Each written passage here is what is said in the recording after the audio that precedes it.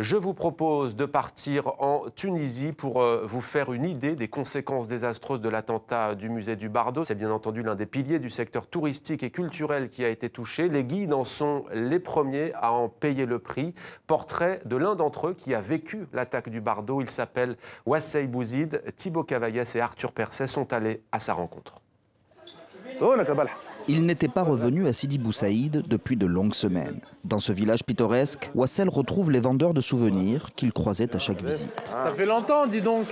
On ne te voit plus à Sidi Bou Saïd. Ça fait un mois. Depuis l'attentat. Voilà. Wassel Bouzid, guide touristique, au chômage forcé depuis l'attaque du musée du Bardo. Les compagnies de croisière ont suspendu leurs escales à Tunis. Plus de touristes à guider. Pour Wassel et ses confrères, l'inquiétude.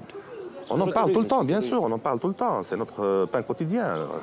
S'il n'y a pas de tourisme, il n'y a plus de boulot.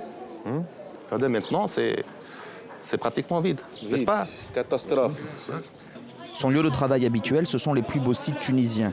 Aujourd'hui, Wassel passe une partie de ses journées dans un café, à ressasser cette attaque du Bardo qu'il a vécue.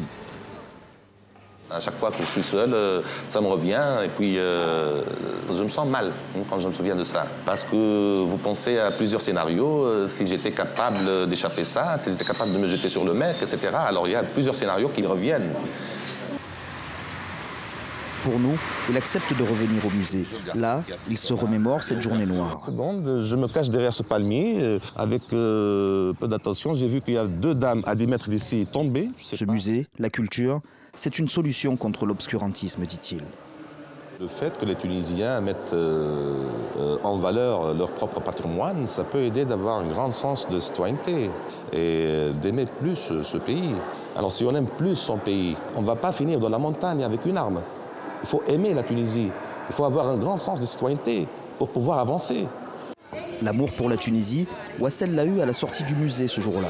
Les collégiens en visite ont fait spontanément des chœurs devant la stèle en hommage aux personnes tuées. Wassel reviendra au Bardo ainsi qu'à Sidi Bou Saïd. Il vient d'apprendre qu'il va bientôt accompagner un groupe de touristes américains.